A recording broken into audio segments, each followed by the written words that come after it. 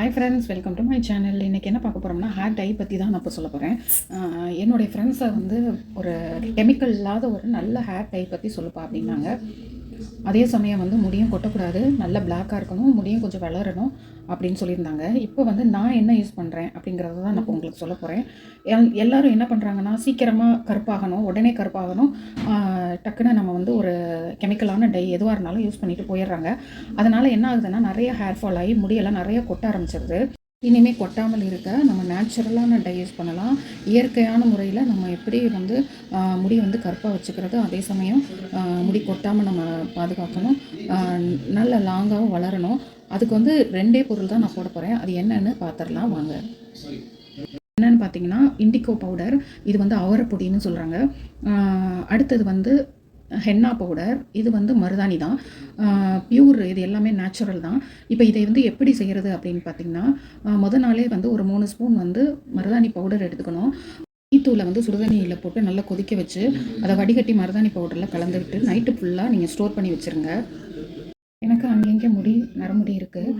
இப்போ நான் வந்து ஹேர் ஃபுல்லாகவே நான் அப்ளை பண்ண போகிறேன். இப்போ நல்லா நைட்டு ஃபுல்லாக ஸ்டோர் ஆகியிருந்த மருதாணியை எடுத்து நல்லா ஒரு பீட் பண்ணிக்கோங்க. பீட் பண்ணதுக்கப்புறமா எந்த இடமெல்லாம் அதிகமாக இருக்கோ அந்த இடம்லாம் அப்ளை பண்ணிக்கோங்க. அப்ளை பண்ணிவிட்டு 1 ஹவர் வரையும் ஊற விட்டுருங்க. இப்போ நான் அதை எப்படி அப்ளை பண்ணுறதுங்கிறத நான் காட்டுறேன். இப்போ 2 சைடும் தனித்தனியாக நம்ம வந்து முடியை பிரித்து எடுத்துக்கணும். பிரிச்சுட்டு அடுத்தது எந்த இடம்லாம் நீங்கள் வந்து முடி நரமுடி இருக்கோ அந்த இடம்லாம் அதிகமாக நீங்கள் அப்ளை பண்ணணும். இப்போ அப்ளை பண்ண இடம்லாம் பார்த்திங்கன்னா வெள்ளை முடி பூரா வந்து ரெட்டிஷாக மாறிடும், பிளாக்கெல்லாம் ரெட்டிஷாக மாறாது. எந்தெந்த இடம்லாம் வெள்ளை முடி அதிகமாக இருக்கோ அந்த இடத்துல நீங்கள் அப்ளை பண்ணிட்டீங்கன்னா அது மட்டுமே ரெட்டாக மாறிடும். இது வந்து நீங்கள் ஷாம்பு எதுவுமே போட்டு வாஷ் பண்ணக்கூடாது, சும்மா தான் வாஷ் பண்ணிவிட்டு வரணும். மறுநாள் வந்து இண்டிகோ பவுடர், அதாவது அவரைப்பொடி எடுத்து ஒரு 3 ஸ்பூன் எடுத்திங்கன்னா அதில் வெந்நீர் கொதிக்க விட்டு அதில் நீங்கள் ஊற்றி நல்லா கலக்கி ஒரு 10 நிமிஷம் வச்சுருந்தா போதும். அது அப்படியே ப்ளூ கலரில் மாறிடும், நல்லா ப்ளூவில் மாறிடும். அதை வந்து நீங்கள் அப்ளை பண்ணிவிட்டு ஒரு 1/2 மணி நேரம் ஊற வச்சுட்டு நீங்கள் குளித்தா போதும். அது வந்து இப்போ ரெட்டாக இருக்கிற அந்த வெள்ளை முடியெல்லாம் அந்த ப்ளூவும் சேர்ந்து பிளாக்காக நம்மளுக்கு தெரியும். இப்போ அப்ளை பண்ணி முடிச்சாச்சு. ஒரு 1/2 மணி நேரம் கழித்து நீங்கள் நல்லா வாஷ் பண்ணிட்டு வந்துடுங்க, ஷாம்பே போடாமல்.